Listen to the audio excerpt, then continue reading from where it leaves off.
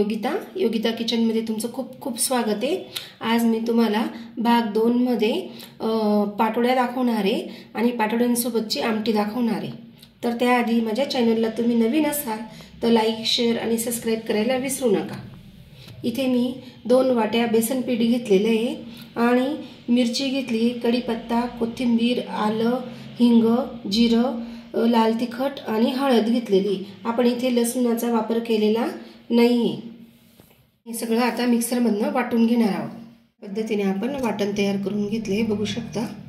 आपण 2 वाट्या पीठ घेतलेले आहे। तर आधी आपण या भांड्यामध्ये 2 वाट्या पाणी टाकून घ्यायचे आणि त्यात आपल्याला आता हे पीठ टाकून घ्यायचे 2 वाटी भरून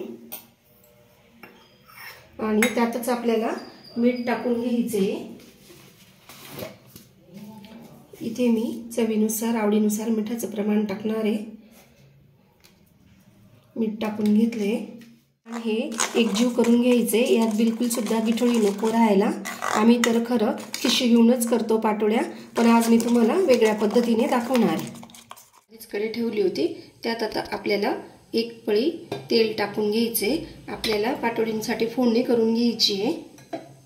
छान तापलेले आहे, त्यात आता आपण हा मिक्सर मधनं वाटलेला मसाला यात टाकून घ्यायचा आहे आणि मंद आचेवर छान असा तेलामध्ये परतून घ्यायचा आहे। इथे मी 1 वाटी पाणी टाकून घेणार आहे। पाणीचं प्रमाण हे लागता टाकायचं।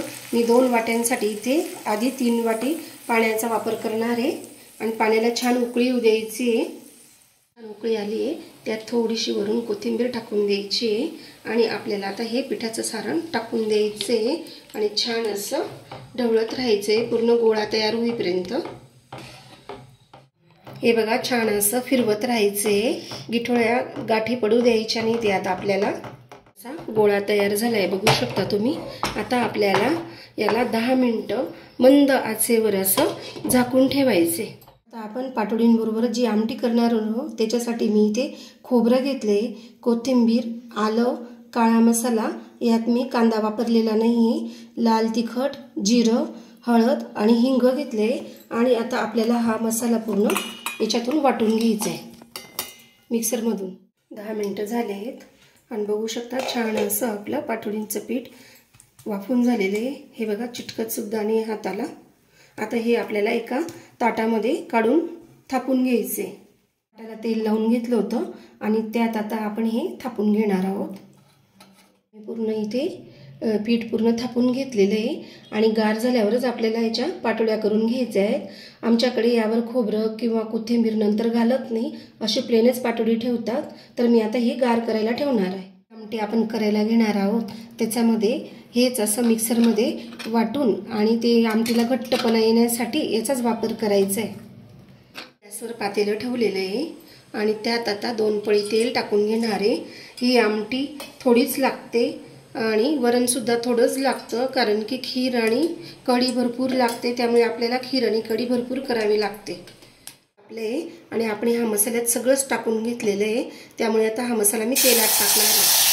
मसाला छान परतून घ्यायचा आहे आणि मगच त्यात पाणी घालायचे। हे बघा, मी यात थोडंसं असं पाणी टाकलं होतं आणि अगदी अर्धा मिनिट मी गॅसवर ठेवलं होतं, पटकन असं निघून आलेलं आहे।